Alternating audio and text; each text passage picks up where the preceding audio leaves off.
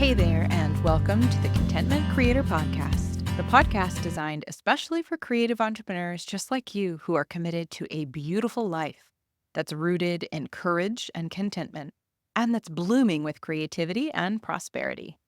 I'm your host, Ellen Broen, a certified life coach, a singer, a mother, and a lover of alliteration, dogs, and deep conversation.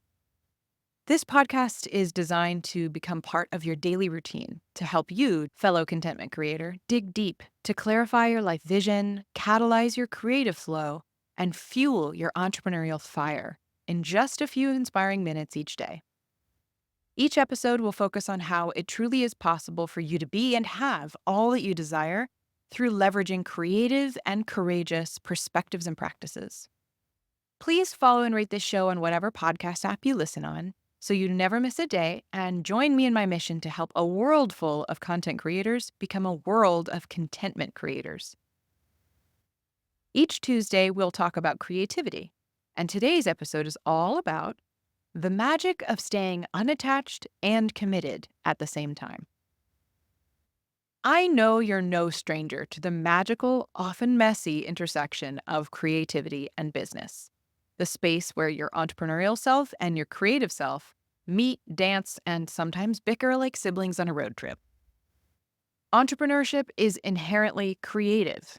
It's about seeing a need, casting a vision, and then figuring out how to make it real. But here's the rub. Creativity thrives in freedom and process, while business often demands structure and results. The secret to navigating this tension? Learning to stay committed to your vision and unattached to how you get there. That's right, folks. We are both anding this booger. It comes down to a lesson in alchemy, transforming uncertainty, setbacks, and pivots into the gold of innovation and growth. Let's dive into it. We'll start with the visionary side of entrepreneurship, the ultimate space for a creative in business. Casting a vision is like painting a canvas that stretches out into the future. You dream big, imagine bold, and map out where you want to go. But here's the thing about visions. They're not step-by-step instructions. They're more like constellations, guiding lights you navigate by, but not an exact GPS coordinate. When I think about this, I'm reminded of Rick Rubin's advice. Creativity is not about control, it's about surrender. You don't force the idea to show up. You invite it in and make space for it to evolve. That's just as true in business. You have to allow your vision to breathe, shift, and expand. Now let's zoom into those pesky things called pivots. The frustrating detours that often end up being our best teachers.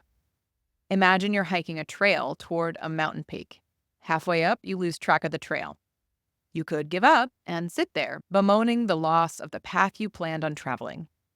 Or you could find another route, relying on your compass and skill set, and maybe even end up finding a better summit view.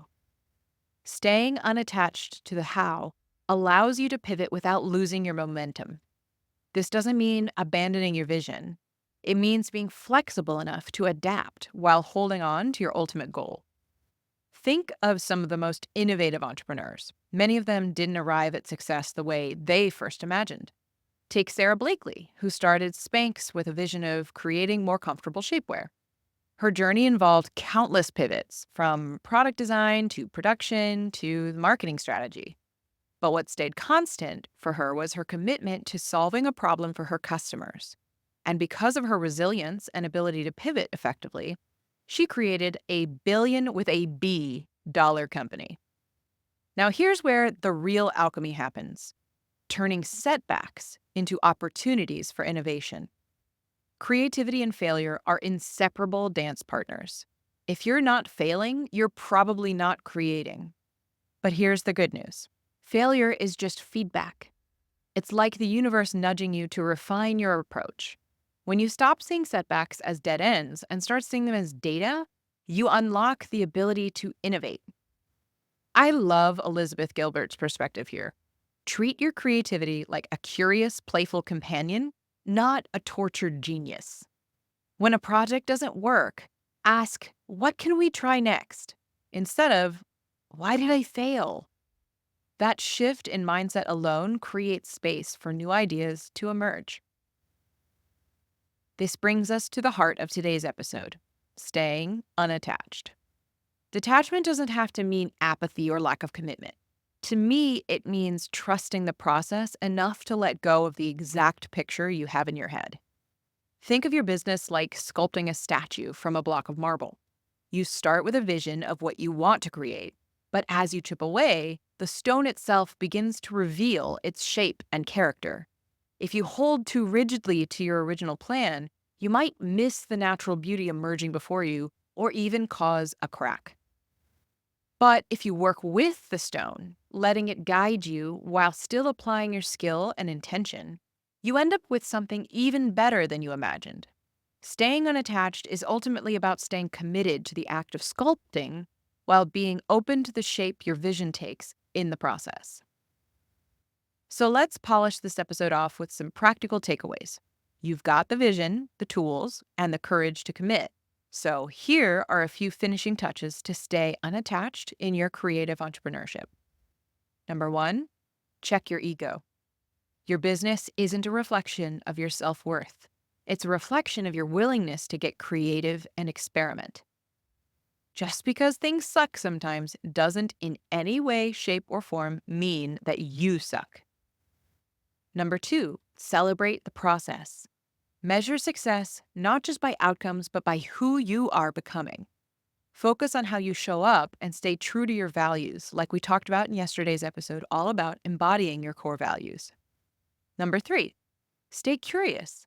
When something doesn't work, ask, what can I learn, instead of what did I do wrong? Number four, balance structure with flow. Have a plan, but expect setbacks and serendipity. Number five, trust yourself. You will find a way toward your vision, and you have everything it takes to achieve it. Know in your bones that you've got this, and your people have got you. So here's to the alchemy of entrepreneurial creativity, to dreaming big, forging ahead boldly, and staying unattached to the how while fiercely committed to the why. Thank you for being here with me today. Until next time, stay curious, stay kind to yourself, and keep on creating. In my next episode, I'm going to get real on what is both brilliant and potentially bullshit about the statement, your network is your net worth. Tune in tomorrow. If you enjoyed today's episode, please show your support by rating and reviewing in your app of choice. It would really mean the world to me to hear from you. If you enjoyed today's episode, please show your support by liking and commenting on this video and subscribing to my channel. It would truly mean the world to me to hear from you.